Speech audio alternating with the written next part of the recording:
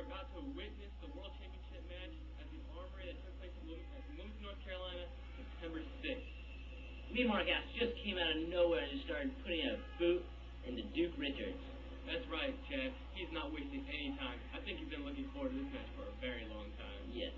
Picks him up, does a big right hand to his big forehead of Duke Richards. Irish whip into the ropes. Let's see. Ducked by Duke Richards. He came back with a lariat of his own. The pin. Only a 2 count there, Adam. Let's see what we got going on here. Duke Richards, no respect for the referee at all. He's got hard forearms to the back of the head to Mean Mark Ash. Duke Richards Irish whip into the corner. Duke Richards gives up some sort of splash. Yeah. Now he's chopping him.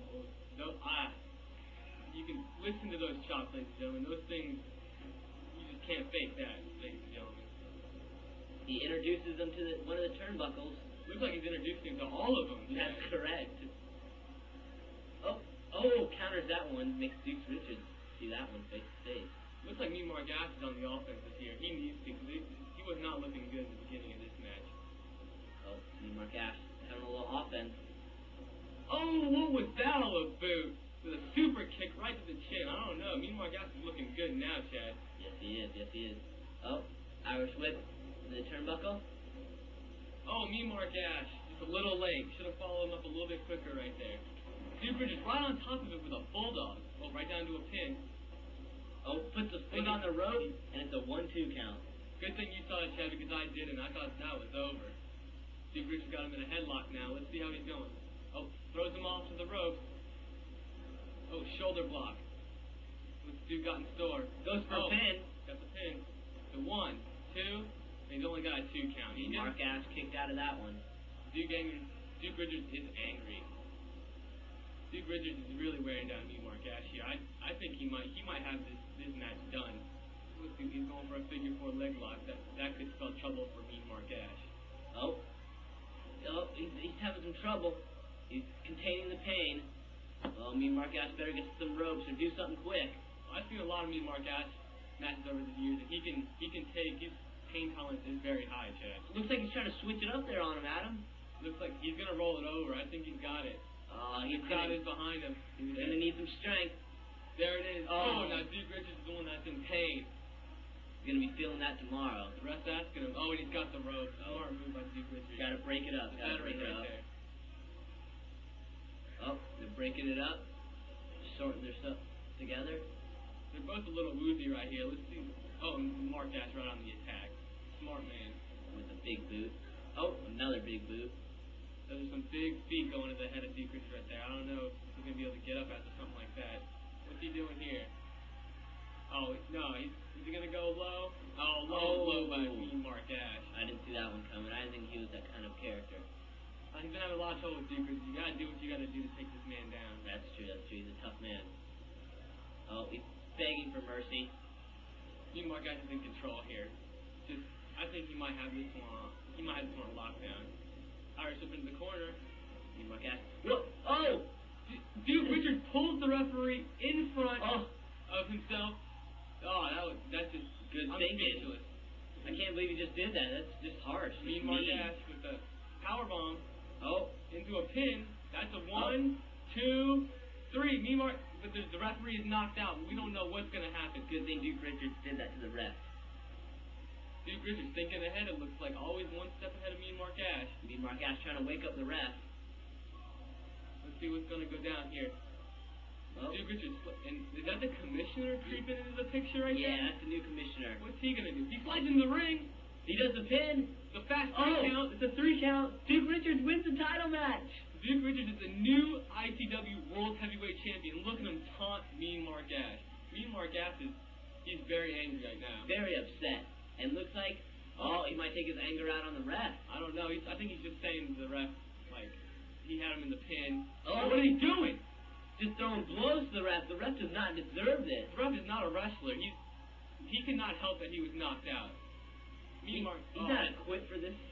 Mean Mark Ash, the ref isn't able to take this kind of stuff. Look at what is he doing? That's a sore loser right there. Stuff happens, Mark. Come on. Just dropping the elbows left and right. Someone needs to stop this right here.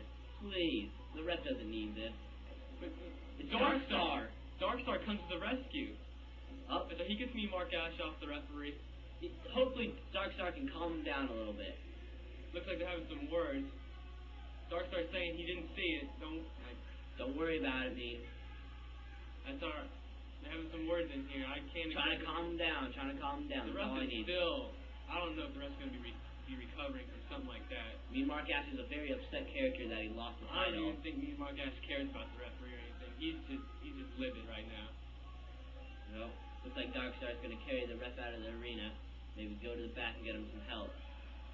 Well, that's it for ICW Pro Wrestling this week. And stay tuned for the Ivan Koloff Part 2. I was a great fan. From 8 years old, when I first watched on black and white TV when wrestling first came out, about 1950, and I remember getting excited right away at that young age with wrestling and picturing myself up there, and I was just in awe of it.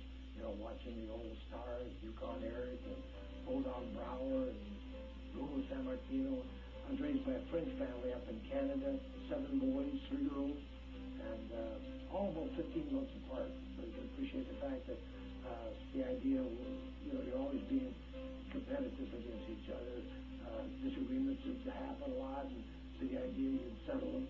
Of course, probably behind mom and dad's back, but we tried to. And somebody came in with a bloody nose or something, and of course the discipline that'd be handed out. I just remember going home and practicing with my brothers and trying to beat them up and put the holds on. But of course, after 2, so I didn't get to push them around too much. But even my sister now, I must say, she washed that floor. She was an older sister, and we kids being smart, I just come in and track up her floor. She wasn't beyond taking the mop or the broom and putting it aside of her head, chasing us out of there. It was a great time in my life. I can remember eating 5 pounds of potatoes with my mom's homemade bread, trying to gain weight, still 15 years old, 14 years old, doing push-ups. Imagining myself when I was milking the cows, doing work in the fields and in the barn, you know, and trying to work out, make it look like I didn't know what I was doing, of course, but I knew that you had to be in good shape to wrestle. And even after I had graduated from school, was the idea of showing the promoters that I was willing to be there at the matches, even if I wasn't booked. That showed them that I was really interested in doing it, and they started using me. They'd even put me in extra matches. The gentleman that trained me, Jack Wentworth, British Empire champion, he gave me the name Red McDonald. He said I looked like an Irishman. At that time, I had some long curly hair, red hair, and I made it even redder, dyeing it, and I held that name from 61 until 1967 when I got to Montreal. Johnny Rougeau, the promoter at Montreal, his brother John Cruz took a liking to me. We became friends over there, just in a period of 5-week tour. He said, if you come to Montreal as a Russian, would you be interested? I said, New York second. That's a story in itself, the idea of me coming back from that tour to Japan, making it to my brother's place in Ottawa, and shaving my head that night after a little party, waking up next morning and toilet tissue all over because they had mixed it all up, cut my hair off. I was still in awe like a fan to be able to wrestle in the pulse of the arena with a sellout crowd. You know, I don't think it ever went to my head because I was just a farm kid, and I think I was kind of an introvert and shy as a youngster. So when I got to that point, I looked at it, I guess, as just being that, hey, I'm a lucky guy to be here, you know. Matter of fact, that was one of the stipulations of the match against Bruno, was that nobody was to film it or to take pictures of it, actually, because they didn't want people to be showing the exact match of, this is the match when Bruno San Martino, living legend, ended up losing the title after 7.5 years to me. I always say he slipped on a banana peel, but it was a pleasure and a privilege for me to have wrestled Bruno. He was my hero. He was champion whenever I started wrestling. Matter of fact, I wrestled him in my first match in 1961 on TV. Here's a cage match. I can remember the match like it happened yesterday. He ran me in the cage in this match probably 30 times. And I don't think I ever had any blood. Next day I got up and I had lumps all over my head. My body was all bruised, and definitely a rough match. People love Bruno. Man, he was a legend for sure. Usually the good guys would say it's like kind of complimentary in the fact that I see so many people doing it now, because back in my time, there was 3 or 4 wrestlers that had mullet, so that depicted the heel or the bad guy. But when everyone shaved it, I had still had hair, but a little bit thick here, you know. But, I wasn't like Nikita. He was the kid who really got into it. He was a very educated guy, so he got into the Russian language and the whole thing. But the farm kid, I just said to myself, well, what kind of accent should I have now? I'd never even heard a Russian guy talk, so I just talked with an accent, and it sort of copied Mad Dog Vachon. But he was a Frenchman, right? But I figured I'd talk something like that, and that's just what came out. I stuck to it even out of the ring, away from the interviews, away from the wrestling matches. When they see me in the street, it was like always talking to them with the accent, and I get on there and provoke them on the interviews. Little dog came along one time, and I didn't really pay attention to him, but he ended up wetting my leg. And when I realized, I got very angry, and I kicked that little dog, and he hit the building. I mean, this never happened, but I ended up saying that as part of my persona type of thing. And the little animal went over there, and he laid still, and he was dead. I killed him, you know, for kicking him. Of course, the kids and the mothers and fathers would like that mean old guy, you know, he killed a little dog, right, you know. Instantly, you were a bad guy. Back in those days, you had to really protect the business, because the promoter even warned you that if he'd catch you as a bad guy or you weren't in character, they're like to get rid of you. They would replace you because you weren't good for business. And it made it hard because you never had privacy. You were with your family. You know, there'd be situations of insult or people with, you know, dirty looks, and it was embarrassing for you, you know, to do that. And, you know, trying to talk in character as a Russian when you're with your family, and your little son and daughter looking at you like, what's wrong with that all of a sudden here, you know. So it's hard that way, but I get used to it, I guess, you know. That was an outdoor show in Charlotte. Because of my association with Ivan, they didn't know who I was, but just because I was associated with him, I had instant, hatred from the fans. There's a fan got involved in. Oh, he was tremendous in the early years of teaching me the wrestling business, the old school, the traditional wrestling. This happens quite often in wrestling. People seeing those matches go their way. Oh man, yeah, I had a lot of situations where people would either jump in the ring after me. I can remember quite a few situations, but I had one down in West Palm Beach, and I came from the back, ran down, interfered in the match as the referee was out of commission, and turned up after I did the damage. I looked up, and here's this big red-headed guy coming all the way from the back. He was a man, but he's a young guy, and he was moving fast, big guy too. And he came, I said, man, this guy's coming to the ring. Here he comes. And there's nothing I could do. Nobody stopped him, you know, because nobody else spotted him, I guess. But here he comes, sure enough, right underneath the ring. Usually I tried to catch the guy as he came through the ropes and took a swing at him and missed the swing.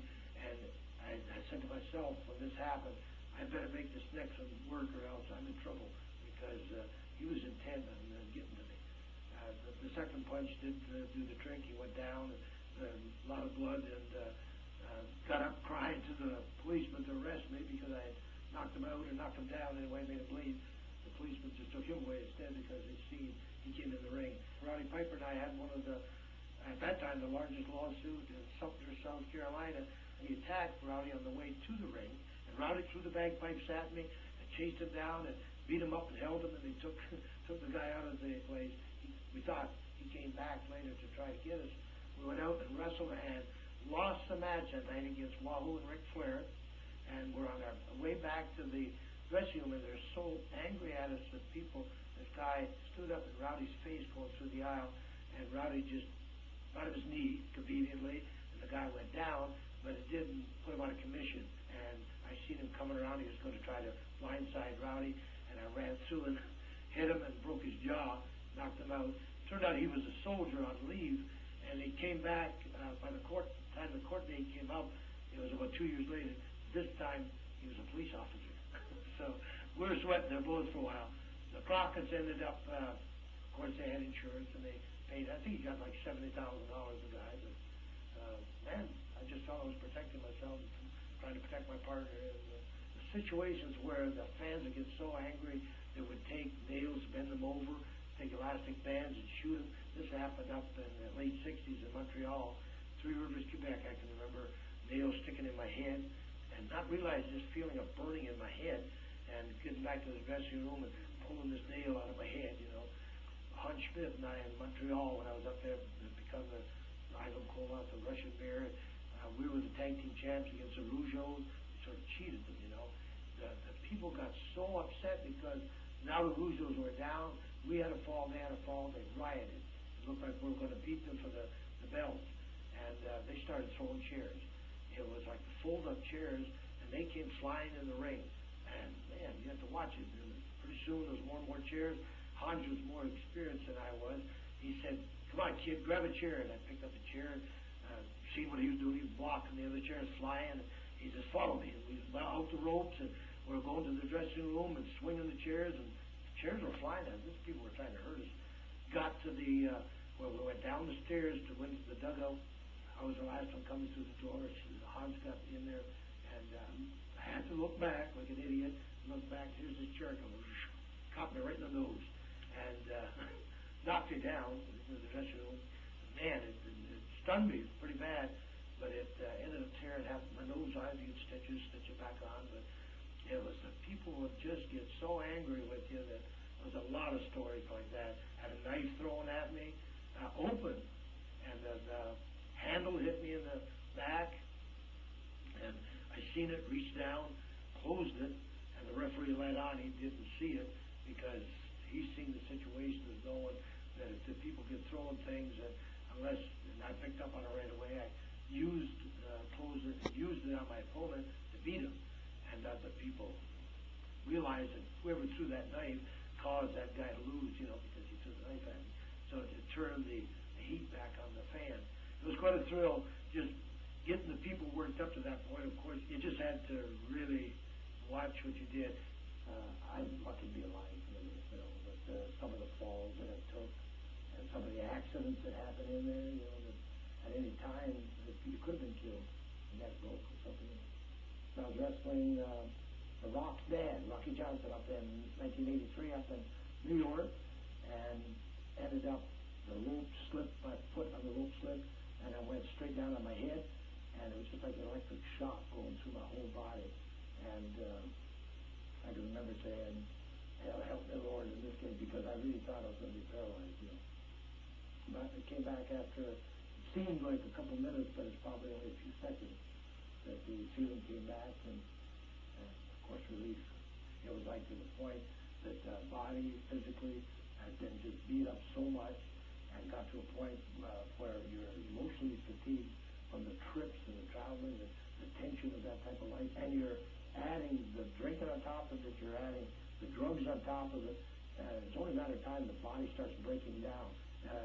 Every day getting up a little bit hungover, or a lot hungover maybe, where you run to the gym because you're a dedicated guy, you sweat it out, so the body is being taxed, but you're able to get that good sweat, so you go grab a bite to eat, maybe a nap, if you're lucky enough to be checked in and at the city of the building where you're going to wrestle that night, then you're all ready for another night. You go out there, sweat again, and have a good, so now you're ready for a little party. If you're staying over, go down to the local bar or whatever, and get some beer or whatever, get some drinks first. If you're driving, as the saying in wrestling, 100 miles in 6-pack, 200 miles in 12-pack, 18, and so on.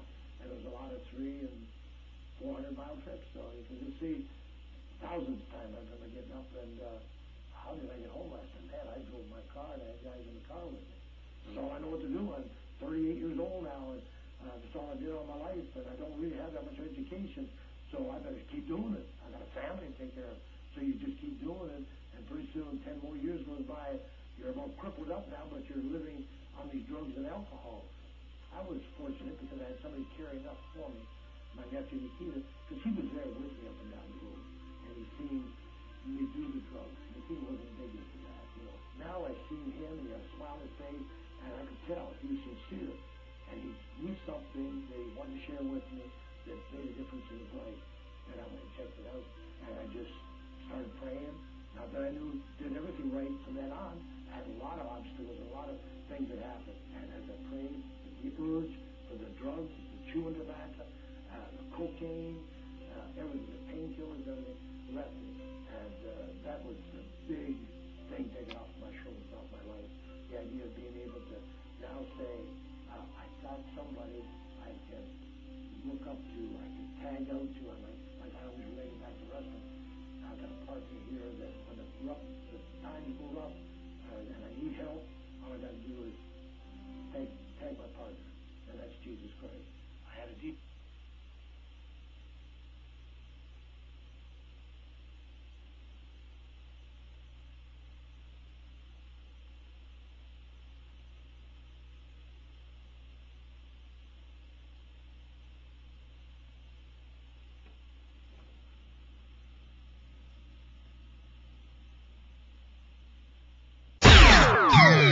DJ P Rock. Get your hands up, get your hands up, get your hands up, get your hands up, get your hands up, get your hands up, hands up, hands up, hands up, hands up, hands up. This is showtime. Get your hands up, hands up. This is showtime. Get your hands up, hands up. This is showtime. Get your hands up, get 'em up, get 'em up. All the out of town cats. Get your hands up, hands up. Out of town cats. Get your hands up, hands up. Out of town cats. Get your hands up, hands up. Out of town cats. Get 'em up, get 'em up.